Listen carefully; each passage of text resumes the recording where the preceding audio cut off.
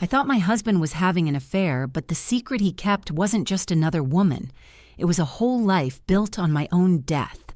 16 years. You don't build a life for 16 years thinking it's made of glass. You think it's made of stone, of solid oak, of all the sturdy, reliable things you can name. Our life, Mark's and mine, felt like that. We had the house in the suburbs with the slightly too big garden, 2 incredible kids, Liam 14 and Sophie 11, and the kind of comfortable silence that only comes from knowing someone better than you know yourself. We were that couple. The one our friends pointed to and said, "See, it can work." I believed it. I really, truly did. The first crack in that foundation wasn't a dramatic movie-style confrontation. It was a faint vibration. Mark had started leaving his work phone at home more often, claiming the battery life was terrible. But then I found the second phone. It was tucked away in his gym bag, buried under a pair of running shoes he hadn't worn in months. It wasn't even a smartphone, just a cheap, burner-style brick. My heart started doing this frantic hummingbird thing against my ribs. You know that feeling? The one where your body knows something is terribly wrong before your brain has even had a chance to catch up. For 2 days, I didn't touch it. I just knew it was there, a tiny black rectangle of poison in my home. I'd watch Mark kiss me goodbye in the morning, his lips tasting of the coffee I'd just made him, and all I could think about was that phone. He'd call me from work on his regular phone to ask about the kids' days, and the sound of his voice, so familiar and loving, felt like a lie. On the 3rd day, I couldn't take it anymore. After he left for work, I pulled it out of the bag. My hands were shaking so badly I could barely hold it. The passcode, laughably, was our anniversary, 0814, August 14th. The day he swore to me under a canopy of oak trees that I was his everything. There was only one contact in the phone, listed as J. And the messages. They weren't just sordid or cheap. They were worse. They were tender. They were filled with promises.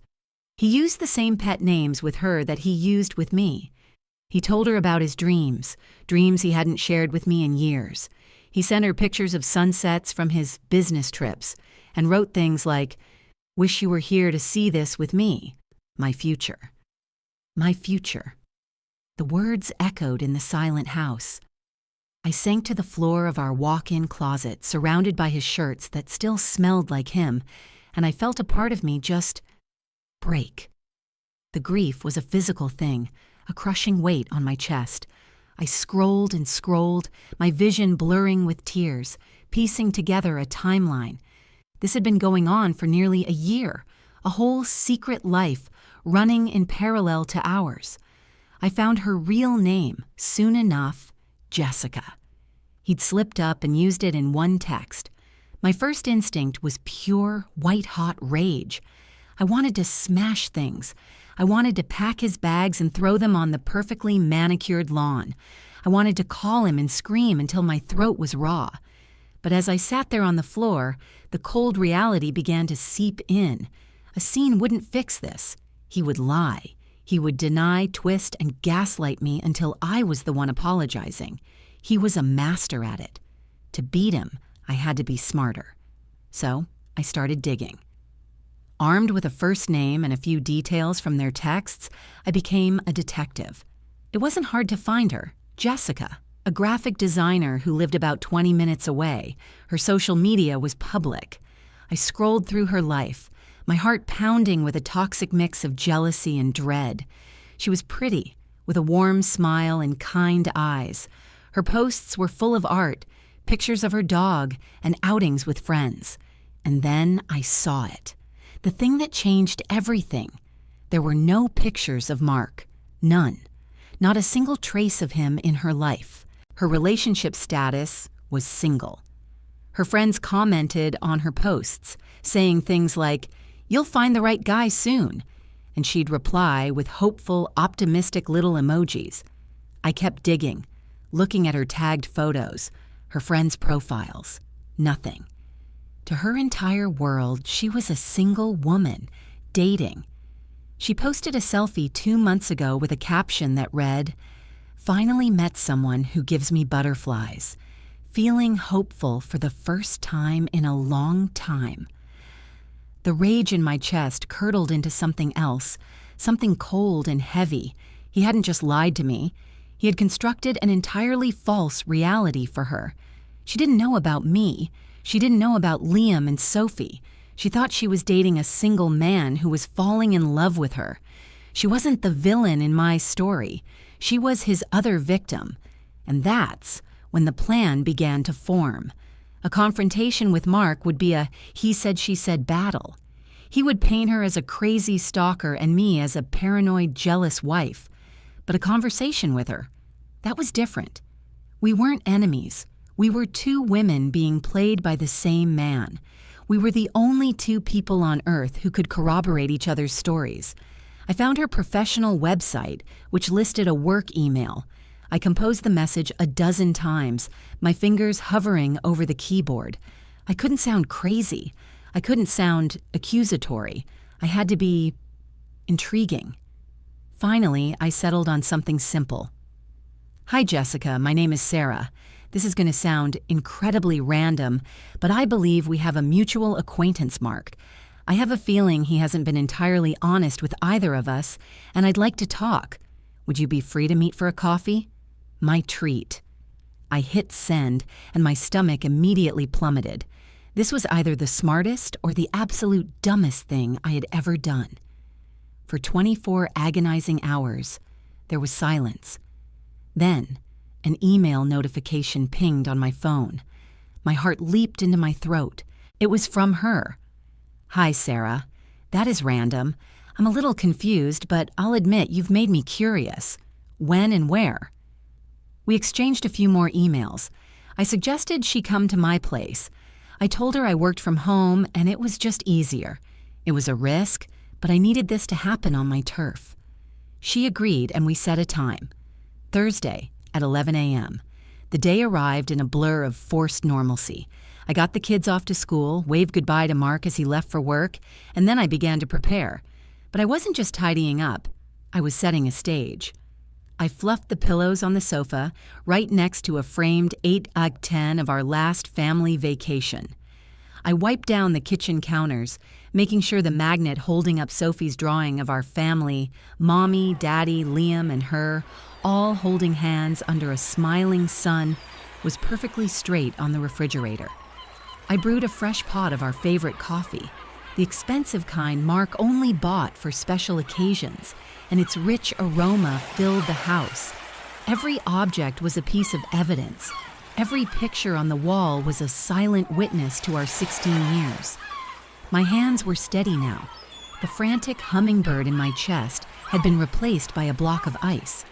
I was ready. At precisely 11 a.m., the doorbell chimed. The sound echoed through the quiet, waiting house. I took one last look at the large wedding portrait hanging in the entryway. Yes, 16 years younger, smiling with no idea what the future held. I smoothed down my sweater, took a deep, steadying breath, and walked to the door. I pulled it open, a bright, welcoming smile plastered on my face. There she was, Jessica. In person, she looked softer than her pictures, her smile a little uncertain. She was holding a small bouquet of grocery store daisies, a peace offering for a meeting she couldn't possibly understand. The sight of them, so innocent and hopeful, sent a sharp, painful pang through my chest. For a second, I almost felt sorry for her. Then I remembered the text messages, the stolen moments, the life he was building with her on the ashes of ours, and the ice in my veins hardened again. Jessica, hi, I said, my voice impossibly bright and steady. I'm Sarah. Please come in. Thank you for the flowers. They're lovely. Oh, it's nothing, she said, stepping over the threshold. Her eyes did a quick, polite scan of the entryway, and I watched, holding my breath, as they landed on the wedding portrait. I saw the briefest flicker of confusion in her expression, a tiny frown line appearing between her brows before she smoothed it away. She probably assumed it was my parents, or a sibling. People don't jump to the worst conclusion first. That's a luxury I no longer had. Smells wonderful in here. she commented, following me toward the kitchen. "Coffee," I said. "It's a special blend Mark likes. Please have a seat in the living room. I'll bring a couple of mugs in." I let her walk into the heart of the trap alone. I busied myself at the counter, pouring the dark, fragrant liquid into 2 mugs, my movements deliberate and slow. I could feel her presence in the other room, the silence stretching. I heard a faint rustle of fabric as she sat on the sofa. I counted to 10, then picked up the mugs and walked in. She was sitting exactly where I'd hoped, right on the edge of the cushion, her back ramrod straight. Her eyes weren't on me, though. They were glued to the framed photo on the end table beside her, the picture of the 4 of us at the beach last summer, wind-blown and laughing, with Mark's arm slung tightly around my shoulder. I set her mug down on a coaster on the coffee table. She didn't move. Her gaze slowly lifted from the photo and began to travel around the room, taking in the details she had missed in her initial polite scan. She saw the crayon drawing on the fridge, the one signed Sophie in wobbly letters. She saw the scuffed-up pair of teenage boys' sneakers kicked off by the back door. She saw the stack of school permission slips on the mantelpiece, held down by a clay paperweight shaped like a lopsided heart. This wasn't a bachelor pad. This wasn't the home of a single unattached man. This was a home, a family home. "You have a beautiful house," she said, but the words came out thin and reedy, all the warmth gone from her voice. "Thank you," I replied, taking a sip of my own coffee. I sat in the armchair opposite her, watching her. "We've been here for over a decade. The kids have really grown up here." I let the word kids hang in the air between us. Her knuckles were white where she gripped the handle of her purse. Her eyes darted back to the family photo, then finally agonizingly to me. The confusion was gone. In its place was a creeping, dawning horror. The pieces were clicking together in her mind, one by one, a terrible, logical sequence. Mark, the mutual acquaintance. Sarah, the woman who emailed her. The photos, the kids, the wedding portrait in the hall. "Mark," she whispered, the name tasting like poison on her tongue. He lives here." I just nodded, my expression placid. "This is our home." She looked like she'd been slapped. The color drained from her face, leaving her skin pale and waxy. "But who are you?" she asked, though she already knew. She just needed to hear the words said aloud, to make the nightmare real. I leaned forward slightly, my voice soft but clear, cutting through the thick silence. "I'm Sarah, Mark's wife." I paused, letting the title land with the force of a physical blow. His wife of 16 years. A small choked sound escaped her lips. She stared at me, her eyes wide with a profound, shattering betrayal that I knew intimately. I expected tears. I expected her to get up and run. I expected anger. What I didn't expect was for her to start shaking her head, a slow, disbelieving back and forth motion. "No," she whispered, her voice trembling. "No, that's not possible." "I assure you it is," I said, my own voice still unnervingly calm. "No," she repeated more forcefully this time, looking right at me. A strange, desperate light entered her eyes. "It's not possible. Mark and we've been together for almost a year. He wouldn't have lied to me about something like this. He couldn't have." She fumbled in her purse, her hands shaking violently as she pulled out her phone. I thought she was going to show me a text, a picture, some pathetic piece of proof of their love, but she just clutched it, her gaze locked on mine. "He told me everything," she insisted, her voice cracking. "He told me all about his past. He told me why he was alone." I just waited, my heart a cold, heavy stone in my chest. What lie was he about to be exposed for? That we were separated, divorced, that I was a crazy ex he couldn't get rid of? Jessica took a shuddering breath, her eyes pleading with me to somehow make it make sense. "It's not possible for you to be his wife," she said, her voice dropping to a raw, ragged whisper. "Because Mark's wife, she died. He told me you died in a car accident 2 years ago." The air in the room seemed to crystallize. The scent of coffee, the ticking of the clock on the mantelpiece, the distant sound of a lawnmower outside. It all vanished, sucked into a roaring vacuum of silence. I stared at Jessica, at her pale, earnest face, and the carefully constructed ice around my heart didn't just crack, it exploded into a million razor-sharp fragments. Died? He'd killed me off. He had written me out of my own life, buried me in a fictional grave, and then used that tragedy as a foundation to build a new relationship. The audacity of it, the sheer, monstrous cruelty was breathtaking. For a long moment, I couldn't speak. I could feel the blood draining from my own face, my carefully managed composure crumbling to dust. The rage I'd suppressed for days came surging back, so potent and hot it felt like it might scald me from the inside out. But it wasn't just rage. It was a profound, disorienting shock. This wasn't a simple case of a cheating husband. This was something else entirely. This was a man who had created an entire alternate universe, a sociopathic fantasy where he was a tragic widower, free to be loved and pitied. Jessica was still looking at me, her eyes filled with a desperate, pleading confusion. She wanted me to deny it, to call her a liar, to make her world make sense again. But I couldn't. I could only confirm the horror. A car accident? I finally managed to say, the words feeling foreign and metallic in my mouth. My voice was a ghost of its former self. 2 years ago? She nodded, tears finally welling up and spilling down her cheeks. He said it was late at night. He said he still blames himself, that it took him a long time to even consider dating again.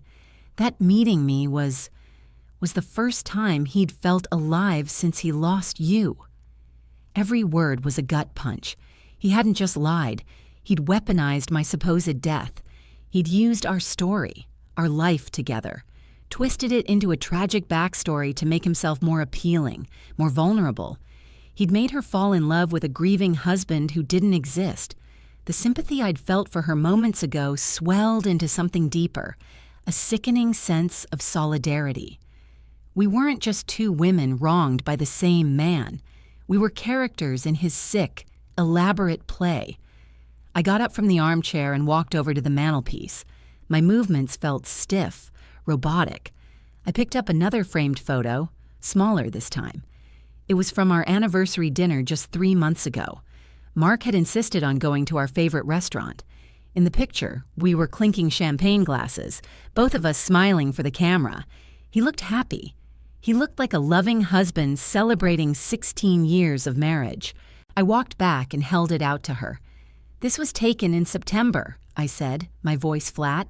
According to Mark's timeline, I would have been dead for 1.5 years.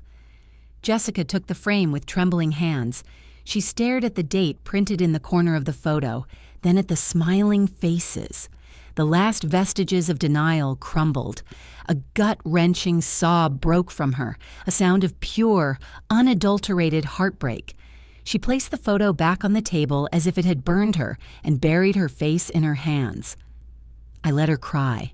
I went to the kitchen, poured her a glass of water, and set it down in front of her. The initial shock was wearing off, replaced by a cold, terrifying clarity. What kind of man does this? What kind of person is capable of such a profound and calculated deception? I had been married to a stranger, a complete and utter stranger who wore my husband's face. After a few minutes, her sobs subsided into shuddering breaths. She looked up at me, her face blotchy and tear-stained. "The kids," she whispered, her eyes flicking towards Sophie's drawing on the fridge. "He told me you never had children. He said it was his one big regret, that you both wanted them, but you died before you had the chance." I just closed my eyes. He hadn't just erased me. He had erased our children. Liam and Sophie, my vibrant, funny, incredible kids. In his world, they had never been born. He had wiped them from existence with a few careless words, all so he could present himself as a blank slate, unburdened by the complexities of a real life. The thought made me physically ill. "Why are you showing me this?" she asked, her voice raw. "Why invite me here to humiliate me?" I shook my head, sinking back into the armchair. No, not to humiliate you. You need to understand, Jessica. Until an hour ago, I thought you were just the other woman. I thought you knew. I was angry, yes, but I thought this was a normal affair. I let out a short, bitter laugh. God, how stupid that sounds now. I invited you here because I thought if you saw this, saw our life, you would walk away. I thought I could prove to you that he was a liar. But this... I gestured vaguely around the room, at the life he'd declared null and void. This is a level of deceit I couldn't have imagined in my wildest nightmares. I'm not showing you this to hurt you. I'm showing you this because he hasn't just lied to me. He has created a fictional world for you. You aren't in love with Mark. You're in love with a character he invented. She was quiet, just staring into the dark surface of her coffee. I could see her mind working, replaying every conversation, every tender moment, every promise he'd ever made to her, all of it now tainted, all of it built on a lie of incomprehensible magnitude. "There's more," she said finally, her voice barely a whisper. She wouldn't look at me. "It's not just talk." "What do you mean?" She took a shaky breath and finally met my eyes. The look on her face was one of absolute devastation.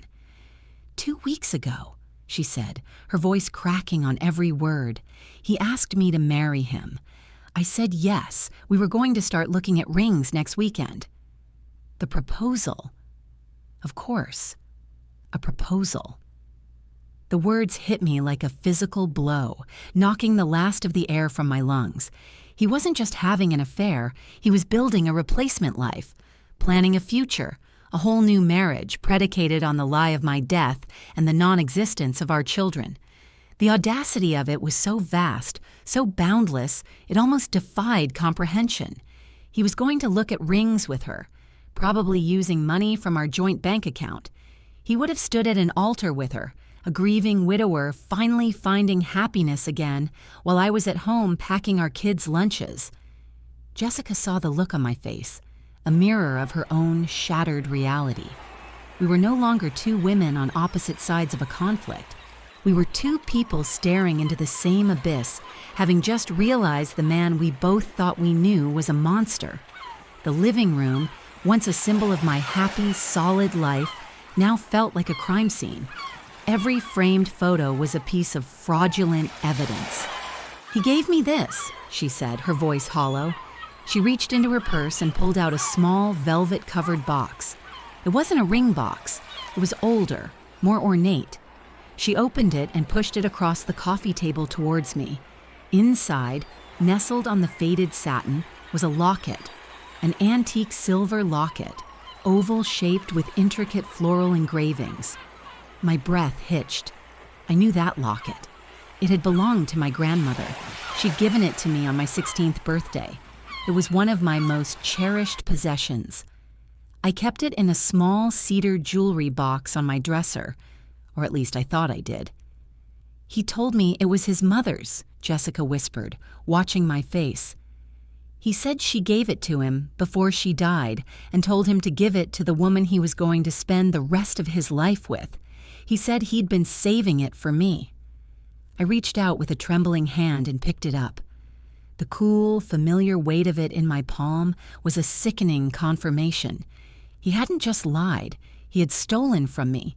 He had taken a piece of my history, a symbol of my own family's love, and repurposed it as a prop in his romantic fraud. He had given a piece of my grandmother to his mistress as a promise of a future. "This was my grandmother's," I said, my voice dangerously quiet. The shock was burning off, leaving behind something cold, hard, and terrifyingly clear. "He took it from my jewelry box." Jessica flinched as if I'd struck her. "Oh, God," she breathed, shaking her head. "Oh, my God, Sarah, I'm so sorry." "Don't be," I said, my gaze fixed on the locket. "You didn't know. You couldn't have." I clicked it open. Inside were the two tiny faded photos it had always held, a sepia-toned picture of my grandparents on their wedding day and a tiny black and white snapshot of my mother as a little girl. He hadn't even bothered to change the pictures. He had just handed her my life, my memories, and called them his own. Something inside me snapped. It wasn't loud or violent. It was a quiet, decisive click, the sound of a switch being flipped. The grief, the shock, the betrayal. They were still there, but they were no longer in control. They were fuel now, pure high-octane fuel for a rage so focused it felt like a laser. He didn't just want a new life. He wanted to annihilate my own. He wanted to be a widower so badly, he was willing to perform the part with props stolen from his living, breathing wife. I closed the locket and placed it carefully back in its box. I looked at Jessica. The tears were gone from her eyes, replaced by the same hard glint that I felt in my own. She had been played, manipulated, and lied to on a scale that would take years to unravel. She wasn't my enemy. She was my greatest asset. "He gets home from work at 6:30, I said, my voice devoid of all emotion. "He thinks I'm making that roast chicken he likes for dinner. He thinks our kids will be at their grandparents' house for a sleepover tonight." Jessica looked at me, her confusion momentarily returning. "What are you saying?" "I'm saying he is walking into a trap," I continued, a plan forming with terrifying speed and clarity. "But a simple confrontation isn't enough, not for this. A man who can do all of this. He won't just confess. He'll lie. He'll twist it. He'll make you the crazy, obsessed stalker and me the hysterical, delusional wife. He'll try to set us against each other, and with no proof, it's just our word against his." "But what can we do?" she asked, her voice a mix of fear and a dawning, terrible excitement. "We have the phone, we have the locket." "It's not enough," I said, leaning forward. "We need to catch him in the act. We need him to expose himself so completely that there is no room for a lie to take root. We need to strip him of his narrative, of every single story he has ever told." My mind was racing, connecting pieces, seeing the entire sordid play laid out before me. I knew exactly what we had to do. It was brutal. It was theatrical. And it was the only thing a man like Mark would understand. "When he proposed to you," I asked, my eyes boring into hers, "did he describe his vision for the future? Your future?" She nodded slowly. "He did. He always talked about how he wanted a quiet life, how he'd sell his big empty house in the suburbs, this house, and we'd get a small, modern place in the city. Just the two of us. A fresh start. No baggage from the past." A fresh start. No baggage. He meant me and the children. We were the baggage. The plan solidified in my mind, cold and perfect. "Jessica," I said, my voice steady, "I need you to do something for me. I need you to go home, and I need you to call him. I need you to sound excited. I need you to tell him that you have a surprise for him, that you couldn't wait until the weekend to talk about your future, so you've come to his house to surprise him tonight. Tell him you're waiting for him." Her eyes widened in understanding and fear. "You want me to be here? When he gets home?" "Yes," I said, "but he won't find you waiting in the living room with a bottle of champagne." I stood up and walked towards the hallway that led to the bedrooms, a grim smile touching my lips for the first time that day. "He'll find you somewhere else." I stopped at the door to our master bedroom, my hand resting on the knob. I looked back at her, my heart pounding not with fear, but with a terrible, righteous certainty. He's going to walk in here expecting to see me. Instead, he's going to see you, and I'm going to be in the closet with my phone recording every single word. A silent, electric understanding passed between us. The fear in Jessica's eyes was replaced by a steely resolve that mirrored my own. This wasn't just about revenge anymore. It was about reclamation. It was about taking back the truth he had stolen from both of us. She nodded, her lips pressed into a thin, determined line. She didn't need any more convincing. He had lied about her future, and he had stolen my past. We were united in our purpose. The next few hours were a masterclass in controlled chaos. Jessica left, and as soon as her car was out of the driveway, I called my parents. My voice on the phone was a carefully constructed mask of normalcy. "Hey, Mom, is it okay if Liam and Sophie sleep over tonight? Mark and I were thinking of having a rare date night." Of course she was delighted. I packed their overnight bags, my hands moving on autopilot, a strange calm settling over me. When I hugged my kids goodbye at my parents' front door, the embrace felt fiercely protective. I was burning down my life to save theirs from the shadow of a father who, in his secret world, wished they'd never been born. Back at the house, the silence was immense. Jessica returned at 5:45, her face pale but her eyes resolute. We didn't talk much. The plan was set. I walked her to the master bedroom, our master bedroom. It felt like a desecration, leading her into that sacred space, but the room itself was just another part of his stage. I showed her where to sit. On the edge of the bed, facing the door, a glass of wine in her hand as if she were waiting for her lover. Then, I went to the closet. It was a large walk-in, and I slipped into the far end behind a rack of Mark's suits. I found a small gap between a hanging garment bag and the wall, a perfect vantage point. I pulled out my phone, checked that it had enough battery and storage, and opened the video recorder. The silence in the closet was suffocating, smelling of cedar, stale air, and betrayal. All I could hear was the frantic pounding of my own heart. At 6:28, I heard the familiar sound of the garage door rumbling open. A car door slammed. Keys jangled in the front door lock. Footsteps in the hall. "Sarah? Honey, I'm home," he called out, his voice filled with the easy, casual affection that I now knew was a performance. My blood ran cold. I heard him put his briefcase down, walk into the kitchen. "Sarah," he called again, a note of confusion in his voice. "Kids?" I held my breath. The phone in my hand was heavy and steady. This was it, the moment of truth. His footsteps started down the hall, heading towards the bedroom. He was probably expecting to find me changing or putting away laundry. The bedroom door creaked open. There was a long, drawn-out silence. A silence so profound it felt like the world had stopped turning. I couldn't see his face from my angle, only Jessica's. I saw her take a slow, deliberate sip of wine, her hand shaking almost imperceptibly. "Jessica?"